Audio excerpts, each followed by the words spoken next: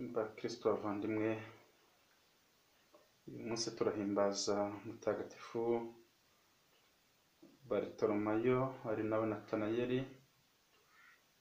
Turazirikana ivanjiri y'uburyo yahuye na Yezu Kristo.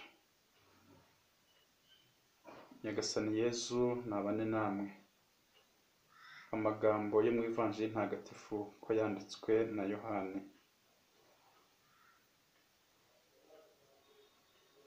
Muri icyo gihe Filipo nawe aza guhura na Natanayeli, aramubwira ati wa wundi wanditswe mu mategeko ya Musa no mu bahanuzi twamubonye, ni Yezu w'i Nazareti mwene Yozefu. Nuko Natanayeli aramubwira ati hari ikintu cyiza cyaturuka i Nazareti. Filipo aramusubiza ati ngwino wirebere.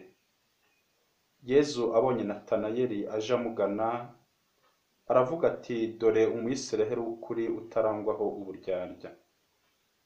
Natanayeli aramubwira ati unzi ute? Yezu aramusubiza ati Filipo ataraguhamagara uri munsi y'igiti cy'umutini nakubonaga. Natanayeli aramusubiza ati Rabi, koko uri umwana w'Imana, uri umwami wa Isiraheli.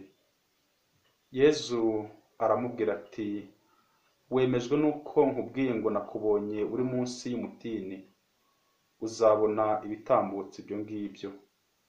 Arongera aramubwira ati ndakubwira ukuri koko, muzabona ijuru rikinguye n'abamarayika b'Imana bazamuka kandi bamanuka hejuru y'umwana w'umuntu.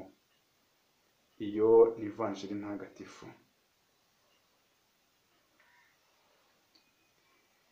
Bavandimwe, uyu munsi Natanayeli intumwa ya Yezu turamwigiraho ikintu gikomeye cyo kutaba indyarya mu buzima bwacu, kuvugisha ukuri, ibigenda neza umuntu akabishima, ariko n'ibitagenda neza umuntu akagira ubutwari bwo kubivuga. Yezu uhwana na Natanayeli waje kuba intumwa agafata izina rya Bartolomayo, aramushima nk'umuyisiraheli utarangwaho uburyarya, kubera ko ibyari bisanzwe bivugwa uko bari bazi abantu b'i Nazareti nta kintu cyiza cyari guturukayo, ariko kubera ko Imana yo itarobanura ku butoni, yahakuye Yezu Kristo umwami, yahakuye Yezu Kristo waje kuba umucunguzi kandi akavuka mu rugo ruciye bugufi kwa Yozefu ndetse na Mariya.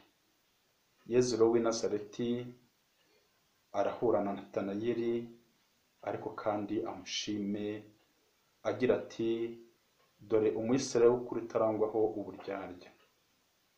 Ese bavandimwe, wowe undeba nkurikiye unteze amatwi, ntabwo uri indyarya. Uburyarya ni ikintu kibi, kuko usanga umuntu abwira mugenzi we ngo ndagukunda, ariko yagera hirya akamuvuga nabi.